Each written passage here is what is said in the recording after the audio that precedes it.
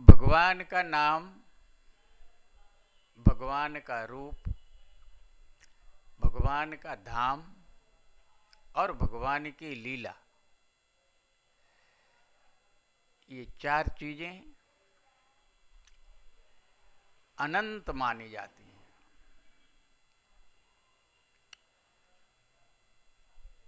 कैसे?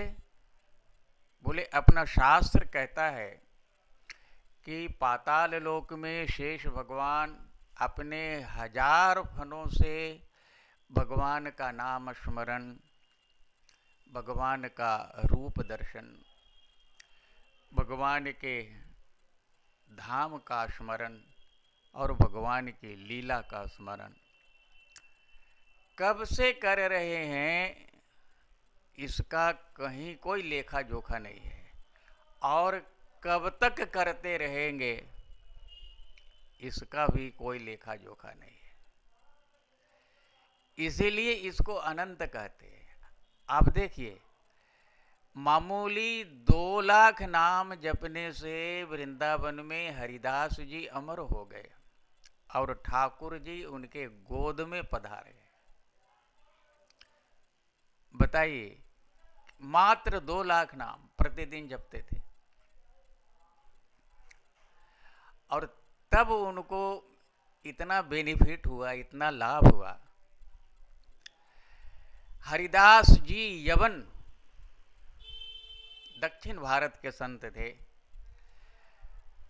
वो 2 लाख नाम सस्वर गा करके कहते थे और इतने मात्र से वो अमर हो गए।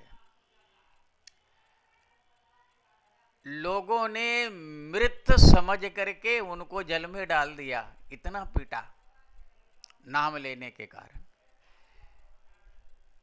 फिर भी जल की देवी ने अथवा जल के देवता ने उनको अपने बाहों में थाम लिया और उन्हें निरोग करके, चंगा करके किनारे पर लगा दिया। मीरा जी 24 घंटे भगवान का भजन करती थी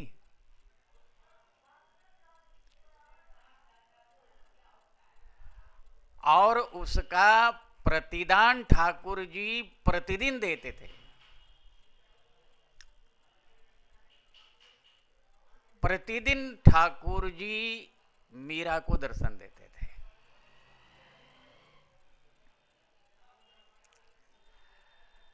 तुलसीदास जी लगातार कई कई दिनों तक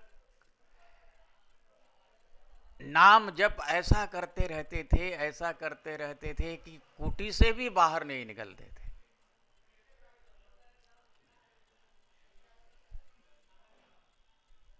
कैसा बड़ा खजाना उनको मिलता होगा, कितना आनंद उनको मिलता होगा, ये तो वही कह सकते हैं।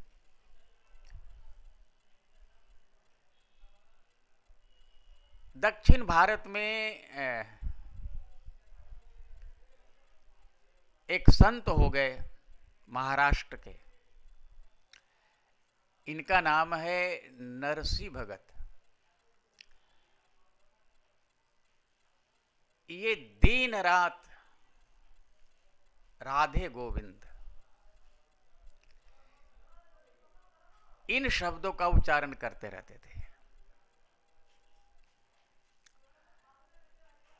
भगवान के रूप कितने हैं इसका कहीं कोई अंत नहीं है, क्योंकि जितने ब्रह्मांड हैं उतने भगवान के रूप हैं और ब्रह्मांड अनंत हैं, इसलिए भगवान के रूप भी अनंत हैं। तो बताइए भगवान की लीला कैसी और कितनी अनंत होगी।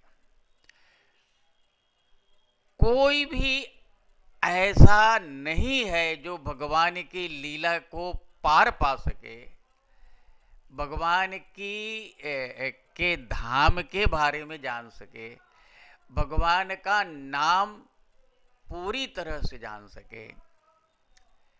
ऐसा इस सृष्टि में एक भी नहीं है। केवल इतना जो लोग भजन करते हैं, भगवान के एक दो नामों का ही भजन करते रहते हैं, और तब इनको इतना फल मिलता है। हम लोग भी इसी प्रकार से भजन करते हैं, भगवान के एक दो नामों को ही पकड़ लेते हैं और उसी के आधार पर आगे बढ़ते रहते हैं। गुरु का भी यही आदेश रहता है, इसी प्रकार से भजन करिए। और इसी प्रकार से भजन करने के बावजूद लोग बहुत ऊंची स्थिति में पहुंच जाते हैं, और बहुत से लोग तो भगवान का दर्शन तक कर लेते हैं।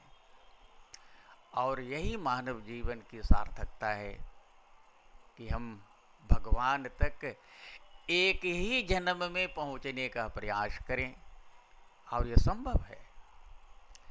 मन को उस तरह से मोड़ लेना, मन को उस ठाकुर के अनुकूल कर लेना, यही चतुराई है।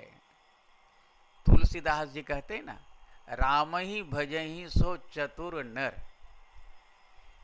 इसी रामचरितमानस में एक जगह तुलसीदास जी कहते हैं कि करो कहाँ लगी नाम बड़ाई, राम न सकहीं नाम गुण गाए।